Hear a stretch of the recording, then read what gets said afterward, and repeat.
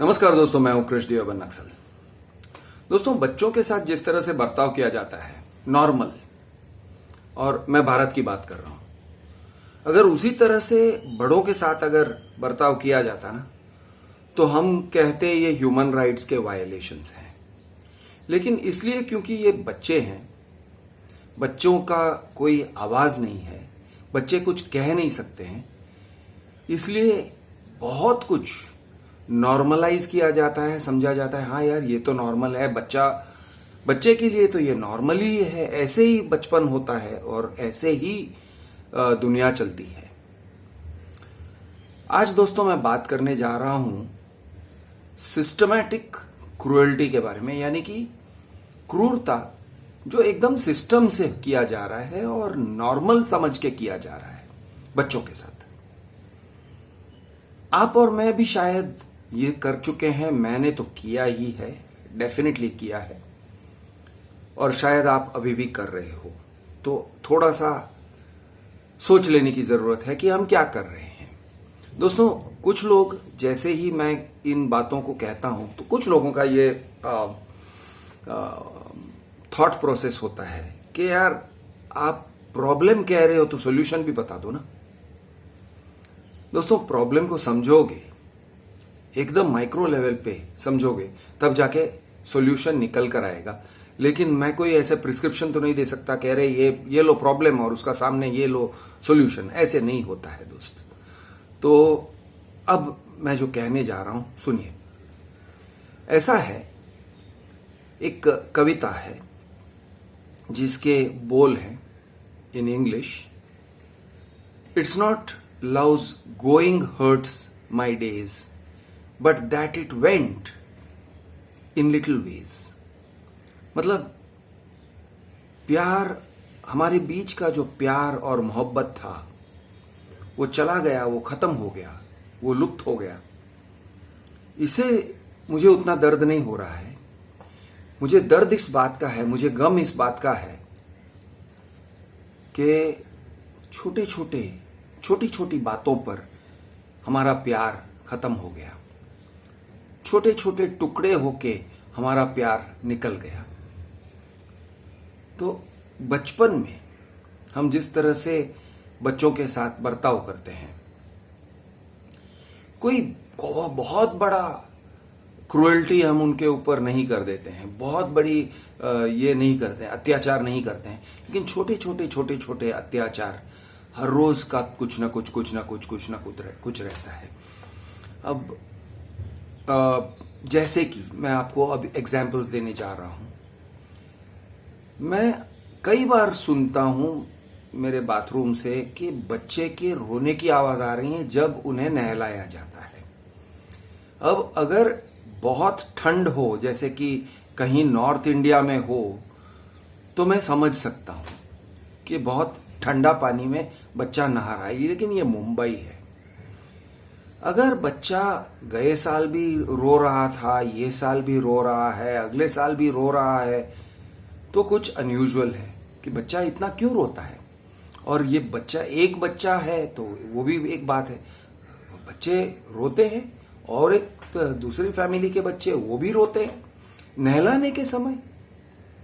आप कैसे उन्हें नहलाते हो कि वो रोते हैं? क्या उनके ऊपर आप गर्म पानी डालते हो जो उनके लिए बहुत ज्यादा गर्म है, या बहुत ठंडा पानी डालते हो जो उनके लिए बहुत, फिर भी वो रोते क्यों हैं? बड़ी अजीब बात है, लेकिन एक बहुत कॉमन फिनोमिनन है।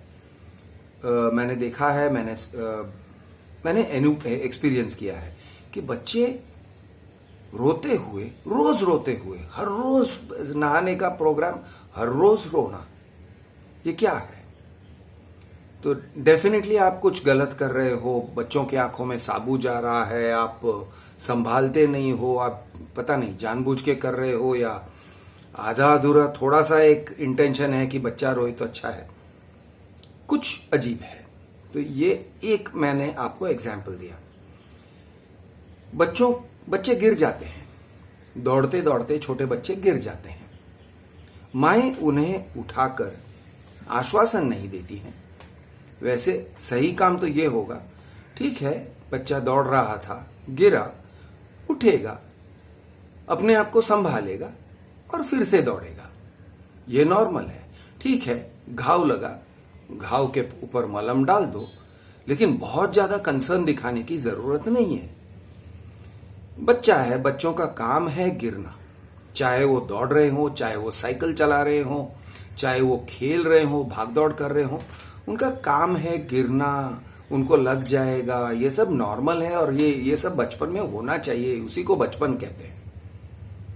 लेकिन यहाँ पे क्या होता है, मैं देखता हूँ कि माएँ उन्हें उठाकर, मैं जब छोटा था तो मैंने बहुत देखा था, मेरे साथ नहीं हुआ था फॉर्चुनेटली, कि माएँ उन्हें उठाकर उनको 2 थप्पड़ मार देती हैं। मैंने बोला था नहीं दौड़ना चाहिए, क्यों दौड़ रहे थे?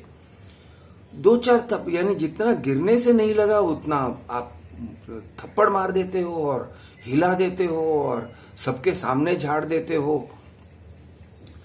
बच्चे का कोई इज्जत नहीं रह जाता है।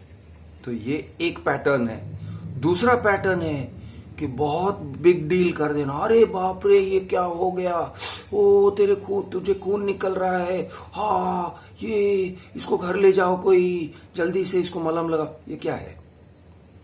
ये क्या है? क्यों बच्चे को इतना डरा रहे हो?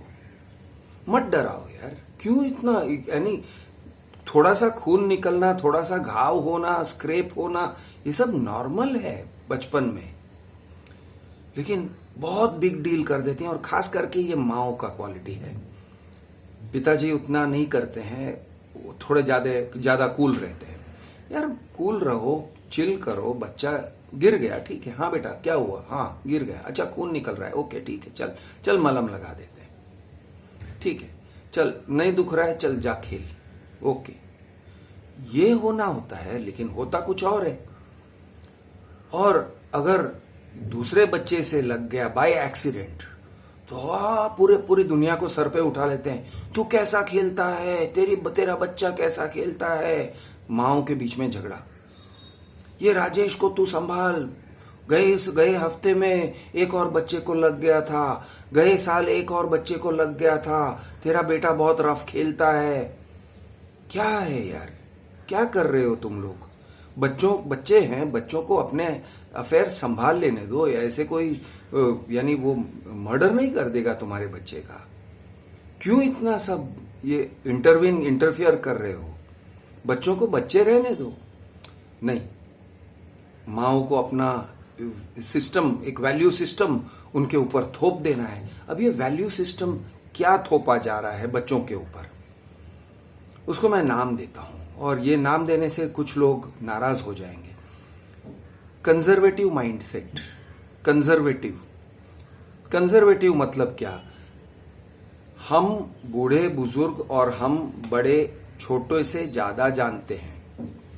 माएँ खुद दौड़ नहीं सकती हैं, खुद दौड़ने की कैपेबिलिटी नहीं है, खुद खेलते नहीं है बच्चों के साथ, कोई फिजिकल एक्टिविटी नहीं है, लेकिन घबराते बहुत हैं और अरे संभालो, अरे ये हो जाएगा, वो हो जाएगा। फियर, डरना, और एक डरे हुए माइंडसेट से बच्चों को हैंडल करना। बच्चा डरता भी है, वो लूज फेस करता है, दूसरे बच्चों के सामने उसका ये दर्जा नीचा हो जाता है। क्यों करते हैं? लेकिन करते हैं, आदत। और कल से तुम राजेश के साथ नहीं खेलोगे, कल से तुम ये लोगों के साथ नहीं खेलोगे। क्यों यार, बच्चे को हैंडल करने दो ना, वो जाके खेलना चाहता है, खेलने दो, वो हैंडल कर लेगा, वो सीख लेगा, वो रफ एंड टफ हो जाएगा। तो कंजर्वेटिव माइंडसेट, चलो पढ़ाई करो, और इन्हीं चीजों में से फिर वो चले जाते हैं, नहीं तुम इतना सब मत खेलो, तुम्हें लग जाएगा, जाओ पढ़ाई करो, घर में बैठो। ये सब क्या है, रोज रोज खेलना? तो ये एक बहुत ही गंदा माइंडसेट है, और भारत में मैंने ऐसे बहुत फैला हुआ माइंडसेट देखा। ये चीज बहुत फैली हुई है, कंजर्वेटिव माइंडसेट। फिर से मैं इसको कंजर्वेटिव कहता हूं, क्योंकि एक और चीज है,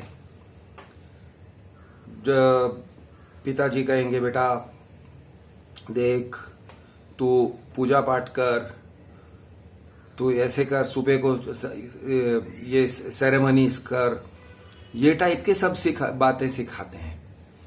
बच्चे का माइंड फ्री होता है, साइंटिफिक होता है, उसके ऊपर आप ये सब डाल देते हो। नहीं, भगवान को तुम एग्जाम देने जा रहे हो, जाओ जाओ भगवान का पांव छू के जाओ, फोटो टच करता है ऐसे, भगवान का पांव छू के जाओ, प्रे करके जाओ। हमारे यहां भी होता था। एक नॉन साइंटिफिक माइंडसेट यहां से आप बैठा रहे हो। अब लोग कहेंगे, जो लोग रिलीजियस है वो कहेंगे नहीं नहीं, प्रे करना अच्छी बात है। आपका एग्जाम कैसे जाता है आपके हाथ में है, बच्चे का एग्जाम बच्चे के हाथ में है, थोड़ा बहुत टीचर के हाथ में है, थोड़ा बहुत रैंडम चांस है। लेकिन उस रैंडम चांस को और टीचर के दिमाग से जो गुजरता है उसको तुम भगवान का नाम मत दो यार। कोई भगवान नहीं है, ये सब टीचर का मूड खराब रहा, टीचर के साथ उसकी बनती नहीं है, बच्चा ह्यूमन रिलेशंस हैंडल नहीं कर पा रहा है, टीचर खराब मार्क्स दे देती है कभी कभी खुन्नस में आके। ठीक है, उसको उस तरह से समझो, एक नॉर्मल नेचुरल तरीके से समझो। और नहीं, ये टीचर ना हमेशा पार्शियलिटी करती है, उतना भी मत ये करो यार। होगा, पार्शियलिटी होता होगा। और आपका जो स्कूलिंग सिस्टम है, स्कूलिंग सिस्टम बड़ा फक्ड अप है, बहुत सारे प्रॉब्लम्स हैं। और ये सारे प्रॉब्लम्स को लेके घर में, यानी वो स्कूल से घर और घर से स्कूल का जो सिस्टम बना के रखा है, उससे बच्चों के ऊपर तरह तरह के क्रुएल्टीज सिस्टमैटिकली नॉर्मल हो गया है। बच्चा जो भी करता है, जैसे भी करता है, मोस्ट ऑफ, अनलेस वो एकदम टॉपर है तो शायद लोग अप्रिशिएट करते हैं, नहीं तो जनरली वो एक स्ट्रेस पॉइंट। स्ट्रेस की कोई जरूरत नहीं है बचपन में, लेकिन यानी शुरुआत से स्ट्रेस, नर्सरी किंडरगार्टन से स्ट्रेस, बच्चे के ऊपर स्ट्रेस डालो। तूने एबीसीडी सीखा, उसके लिए एबीसीडी सीखना नेचुरल नहीं था, आपने उसके ऊपर एक ड्यूटी डाल दिया, एबीसीडी सीख, संडे मंडे सीख, जनवरी फरवरी सीख, रेड ग्रीन ब्लू पिंक ये कलर्स सीख, वगैरह वगैरह वगैरह, स्क्वायर्स ट्रायंगल्स वगैरह। तुमने एक बच्चे के ऊपर एक अननेचुरल लोड डाला है। वो बच्चा बाहर जाके खेलना चाहता है, वो बच्चा दुनिया को एक्चुअल में एक्सप्लोर करना चाहता है, वो छूना चाहता है अपने हाथों से, वो दौड़ना चाहता है अपने पैरों से। लेकिन आप कहते हो नहीं, तुम ये अंधेरे कमरे में जाओगे, बैठोगे जहां पे दो अजनबी एडल्ट्स जो तुमको जानते नहीं है, तुम्हारे किंडरगार्टन टीचर्स, वो तुम्हें सिखाएंगे और चिल्ड्रन से ABCD A B, आधा एक घंटा होता तो भी चल जाता। बच्चे हैं, उनकी उतनी कैपेसिटी नहीं है कि 3, 4, 5 घंटों के लिए बैठे, लेकिन आप जबरदस्ती उन्हें 3, 4, 5 घंटों के लिए बैठाते हो। चिल्ड्रन ये करो, चिल्ड्रन वो करो, रेजिमेंटेशन। अब रेजिमेंटेशन कुछ बच्चे हैंडल नहीं कर पाते हैं, यानी कुछ बच्चे ऐसे होते हैं, वो उनका बहुत इंडिपेंडेंट स्पिरिट होता है, उनको आप इस तरह से दबाओगे, दमन करोगे, वो नहीं हैंडल कर पाते हैं, वो रोते हैं, वो भागते हैं, वो कुछ ना कुछ करते हैं, वो सिस्टम को अवॉइड करने को सीखते हैं। उनके बेसिक नेचर के अगेंस्ट आप जा रहे हो, उनका नेचर नहीं है ये सब करना, उसके अगेंस्ट आपने उसको बैठाया है, उनको दबा रहे हो और उसके लिए वो अप्रूवल दे रहे हो। बेटे ने संडे मंडे सीख लिया, चलो गेस्ट आ गए घर में, कोई अंकल को संडे मंडे सुनाओ बेटा, हाँ वेरी गुड, ये बेटा बेटा अभी ये क्या है यार, परफॉर्मिंग आर्टिस्ट बना दिया। अंकल के सामने सिखाओ, दिखाओ, आंटी के सामने दिखाओ। बच्चों का यही रहता है, जब भी कोई गेस्ट आया, बेटा इधर आ, इधर आ। अच्छा, कौन सी कक्षा में हो, कौन से स्टैंडर्ड में हो, तुम्हें कितने मार्क्स मिले हैं, तुम्हारा एग्जाम। अरे यार, मैं ये सब बात नहीं करना चाहता हूँ, ये मेरे लिए इम्पोर्टेंट नहीं है, बच्चा कहता है। मुझे याद है बचपन में जब मैं बड़ा हो रहा था, हर बार एडल्ट्स का एक ही सवाल, what is your name, which class are you in, how many marks did you get. अरे तुझे क्या बे अंकल, तुझे क्यों पड़ी है हाउ मेनी मार्क्स, क्योंकि मैं जज करना चाहता हूं। फिर अगर कह दिया, मम्मी कभी कभी एक्सक्यूज बना देती थी, हाँ ही गॉट फर्स्ट क्लास, एकदम कट टू कट 60% मिला होगा, कभी कभी नहीं भी मिलता था मुझे। हाँ ही गॉट फर्स्ट क्लास, तो very good, next time get distinction, यानी गेट 70% या 75, I don't know, I don't care. तो ये कंटिन्यूअस प्रेशर, कंटिन्यूअस जजिंग, आप ऐसे सोचो कि हर एक बच्चे का अपना एक इंट्रिंसिक एबिलिटी है, एक इनेट एबिलिटी है। एक बच्चा मछली जैसा है, मैं आपको एक एग्जांपल देता हूं। एक बच्चा मछली जैसा है, एक बच्चा बिल्ली जैसा है, एक बच्चा कुत्ते जैसा है, और एक बच्चा टर्टल जैसा है, जो पानी में तैरता है वो टर्टल। अब आप कहते हो चलो एक सब्जेक्ट पढ़ो, और वो सब्जेक्ट को हम कंपेयर करते हैं स्विमिंग के साथ। चारों स्विमिंग करते हैं, कुत्ता, बिल्ली, फिश और टर्टल, चारों को स्विमिंग पूल में डाल देते हो। फिश तो नेचुरली स्विमिंग अच्छा करेगा, टर्टल भी करता है, उसको भी आता है, कुत्ता किसी तरह से हाथ पैर मार लेता है, बिल्ली घबरा जाती है। चारों को डाल दिया, फिर आप मार्क्स देते हो। तो subject swimming, fish 100 out of 100, या वहां पे भी आप काटोगे 90 आउट ऑफ 100। क्यों? नहीं, उसका स्टाइल ठीक नहीं है। Turtle 80 out of 100, dog 60 and cat fail. अरे उसका नेचर नहीं था यार। मैं ये कंपैरिजन कर रहा हूं मैथ के साथ। आप बच्चों को मैथ सिखाते हो, कुछ बच्चों के नेचर में नहीं होता है, एटलीस्ट उतना अर्ली नहीं होता है। आप first, second, third, fourth standard से ये सब करने को सिखा देते हो। कुछ बच्चों का ब्रेन उतना डेवलप में ही नहीं हुआ होता है, उनका डेवलपमेंट बाद में होता है। हर एक बच्चा सेम स्पीड से डेवलप नहीं होता है। जैसे हर एक बच्चे, अगर लड़की हैं तो हर एक लड़की का प्यूबर्टी एक अलग एज पे होता है। 8 इयर्स, किसी का 9 इयर्स, किसी का 10 इयर्स, किसी का 12 इयर्स। तो उनका फिजिकल डेवलपमेंट अलग एज से होता है। सेम वे मेंटल डेवलपमेंट, एक साथ सभी का डेवलपमेंट नहीं होता है। लेकिन आप क्या करते हो, फिश, कैट, डॉग, टर्टल, सब लोग स्विमिंग करो, फिर आपने मार्क्स दे दिए। उसके बाद फिश, कैट, डॉग, टर्टल, सब लोग दौड़ लगाओ। अब फिश तो फेल हो जाता है, वो तो पानी से निकलता ही नहीं है। टर्टल किसी तरह से मैनेज कर लेता है धीरे धीरे, पासिंग मार्क्स। कुत्ता और बिल्ली दौड़ लेते हैं। उसके बाद थर्ड सब्जेक्ट ट्री क्लाइंबिंग।